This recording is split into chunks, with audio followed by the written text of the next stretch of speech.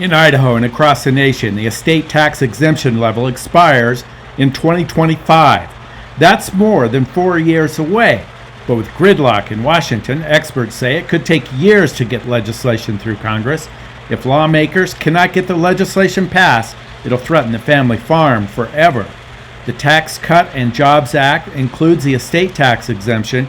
The Farm Bureau says the current exemption covers assets up to $11.5 million. The Farm Bureau's John Newton. And after December 2025, that amount returns to a $5 million inflation-adjusted level. So if we don't get a permanent extension of the $11.58 million, or we go back to a lower exemption level, that really risks the family farm operations across the country.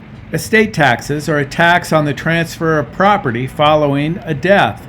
If you have asset values that are above that $11.58 million, those are going to be subject to the estate taxes, which can be as high as 40%. If we potentially lower the estate tax exemption to $3.5 million or an inflation-adjusted $5 million, we're looking at more assets out there being subject to additional taxes, and some are looking at that as a pay-for to pay for other policy objectives.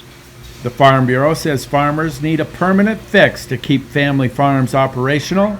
That it's a small percentage of the farm population across the country that would be subject to these estate taxes. But when you look at USDA data, it's actually a large percentage of the agricultural land area in this country that could be subject to these estate taxes upon death. So we urgently need a fix to help and protect the family farm operations. You can find a complete analysis of the market intel page at fb.org. For the Voice of Idaho Agriculture, I'm Jake Putnam.